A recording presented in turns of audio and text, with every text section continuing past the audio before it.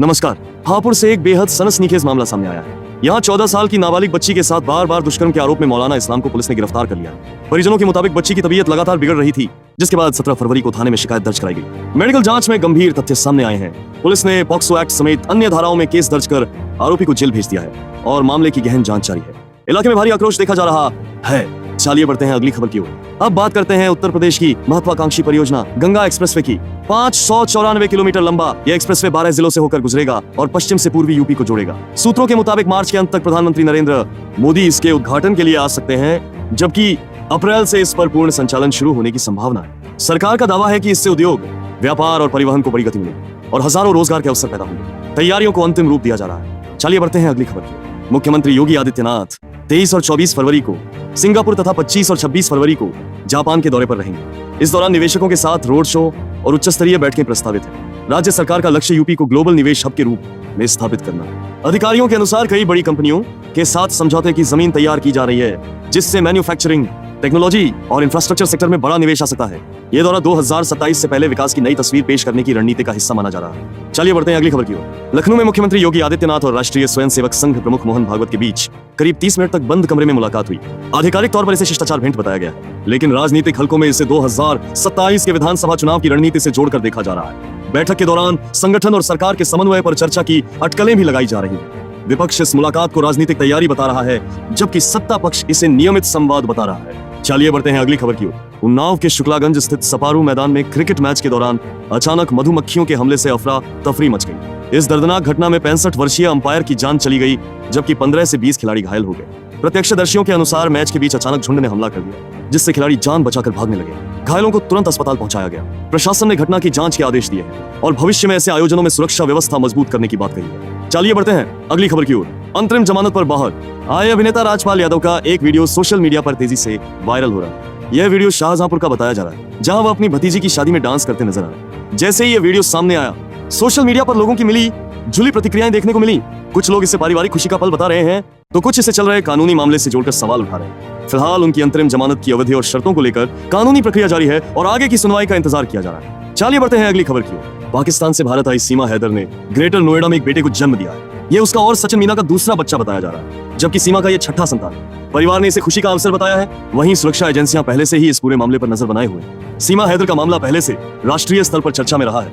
ऐसे में इस नई खबर के बाद एक बार फिर सोशल मीडिया पर बहस तेज हो गई है।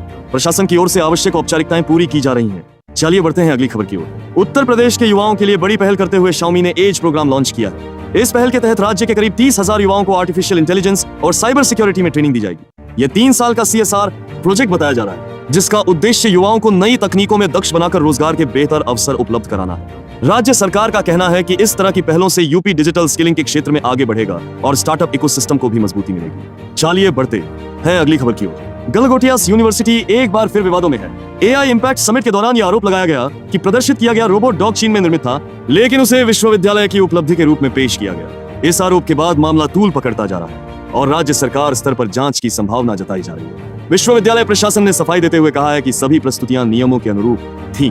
फिलहाल यह मुद्दा शिक्षा और टेक्नोलॉजी जगत में चर्चा का विषय बना हुआ है। चलिए बढ़ते हैं अगली खबर की ओर। वाराणसी में विकास कार्यों को लेकर प्रशासन ने सख्ती दिखाई है। समीक्षा बैठक के दौरान अधिकारियों को प्राथमिकता वाली योजनाओं को तेजी से पूरा करने के स्पष्ट निर्देश दिए गए। खास तौर पर बुनियादी ढांचे, सड़क निर्माण, स्वच्छता और पर्यटन से जुड़ी परियोजनाओं की प्रगति पर जोर दिया गया है। अधिकारियों से कहा गया है कि तय समय सीमा के भीतर कार्य पूर्ण हो और गुणवत्ता से कोई समझौता न किया जाए। काशी को मॉडल सिटी के रूप में विकसित करने के लक्ष्य के तहत ये निर्देश अहम माने जा रहे हैं। चलिए बढ़ते हैं अगली खबर की ओर। उत्तर प्रदेश विधानसभा में बजट सत्र का 11वां दिन जारी है और सदन में आज भी जोरदार बहस देखने को मिली। सरकार की ओर से विभिन्न विभागों के बजट आवंटन पर विस्तार से जानकारी दी जा रही है, जबकि विपक्ष महंगाई, बेरोजगारी और कानून व्यवस्था जैसे मुद्दों को लेकर सरकार को घेरने की कोशिश कर रहा है। मुख्यमंत्री योगी आदित्यनाथ के सदन को संबोधित करने की संभावना जताई जा रही है, जिसे लेकर राजनीतिक हलचल तेज है। आगामी चुनावी माहौल को देखते हुए इस बजट सत्र को बेहद अहम माना जा रहा है और सभी की नजरें सदन की कार्यवाही पर टिकी। चलिए बढ़ते हैं अगली खबर की ओर। मथुरा में देर रात एक दर्दनाक सड़क हादसा सामने आया। बताया जा रहा है कि तेज रफ्तार कार अनियंत्रित होकर नहर में गिर गई, जिसमें सवार 4 युवकों की मौके पर ही मौत हो गई। हादसे की सूचना मिलते ही पुलिस और स्थानीय लोग मौके पर पहुंचे और रेस्क्यू ऑपरेशन चलाया गया। काफी मशक्कत के बाद वाहन को बाहर निकाला गया। प्राथमिक जांच में तेज गति और संतुलन बिगड़ने की आशंका जताई जा रही है। पुलिस ने शवों को पोस्टमार्टम के लिए भेज दिया है और मामले की विस्तृत जांच की जा रही है। चलिए बढ़ते हैं अगली खबर की ओर। उत्तर प्रदेश बोर्ड की हाई स्कूल और इंटरमीडिएट परीक्षाओं को लेकर बड़ा अपडेट सामने आया है। परीक्षा के पहले दिन लाखों छात्र अनुपस्थित रहे, जिससे शिक्षा विभाग में हलचल मच गई है। अधिकारियों का कहना है कि सख्त निगरानी और नकल रोकने के कड़े इंतजामों के चलते अनुपस्थिति बढ़ी। दूसरे दिन भी परीक्षाएं निर्धारित समय पर शुरू हुई और सभी केंद्रों पर सीसीटीवी वी स्टैटिक मजिस्ट्रेट तैनात किए गए हैं। बोर्ड प्रशासन ने पारदर्शी और निष्पक्ष परीक्षा कराने का दावा किया है, जबकि अभिभावक अपने बच्चों के भविष्य को लेकर चिंतित नजर आ रहे हैं। चलिए बढ़ते हैं अगली खबर की ओर। मथुरा के प्रसिद्ध बांके बिहारी मंदिर में दर्शन व्यवस्था को लेकर एक बार फिर विवाद गहराता दिख रहा है। जगमोहन से दर्शन कराने के प्रस्ताव पर अलग अलग पक्षों के बीच मतभेद सामने आए हैं। इसी बीच 84 कोसी परिक्रमा भी शुरू हो चुकी है, जिसमें बड़ी संख्या में श्रद्धालु भाग ले रहे हैं। प्रशासन ने सुरक्षा के कड़े इंतजाम किए हैं और भीड़ प्रबंधन के लिए अतिरिक्त पुलिस बल तैनात किया गया है। मंदिर प्रशासन का कहना है कि श्रद्धालुओं की सुविधा और सुरक्षा को प्राथमिकता दी जा रही है, जबकि कुछ संगठनों ने बदलावों पर आपत्ति जताई है। चलिए बढ़ते हैं अगली खबर की ओर।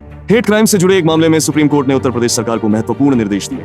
अदालत ने कहा है कि भारतीय दंड संहिता की धारा 153 और 295 जैसे प्रावधानों का उचित इस्तेमाल सुनिश्चित किया जाए, ताकि सांप्रदायिक तनाव की स्थिति न बने।